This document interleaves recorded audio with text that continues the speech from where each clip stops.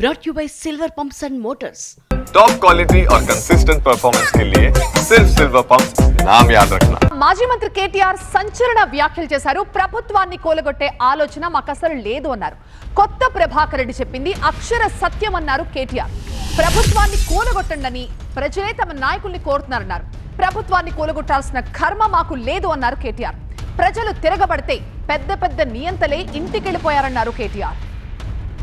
ప్రభాకర్ రెడ్డి చెప్పింది అక్షర సత్యం. ప్రభాకర్ రెడ్డి కరెక్ట్గా చెప్పిండు. ఏం చెప్పిండు? ప్రజలు మా దగ్గరకు వచ్చి ఆక్రోషిస్తున్నారని చెప్పిండు.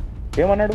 అన్న మేము తిరుగుతున్నప్పుడు వచ్చిన వాళ్ళు వచ్చి అంటారు ఎన్ని రోజులు భరించాలి దరిద్రాన్ని, ఎత్తవతల వాడే రాదు రన్న అంటున్నారు. మేము చేస్తామని చెప్పలేదు కదా, ప్రజలు చెప్తున్నారు, ఇట్లా అంటున్నారు. కొంతమంది అయితే మేము పైసలు కూడా చందాలు వేసుకొని ఇస్తాం రాబోయ్, వీళ్ళు కులగొట్టురు లొల్లేందని అంటున్నారు అని కూడా చెప్పిండు. ఎస్, మాతో కూడా అంటున్నారు, కానీ మేము కులగొడతామని చెప్తలేం. ఎస్, ఈ ప్రభుత్వం దరిద్రం, కాంగ్రెస్ కరోనా కంటే డేంజర్, ఎస్ ఇవన్నీ కరెక్టే. కానీ ప్రజలు నిర్ణయం తీసుకున్నారు. ప్రజాస్వామ్యంలో 5 ఏళ్ళు ఉండాలి. నేనైతే మనస్ఫూర్తిగా కోరుకుంటున్నాను కాంగ్రెస్ 5 ఏళ్ళు ఉండాలి. రేవంత్ రెడ్డే ఉండాలి 5 ఏళ్ళు.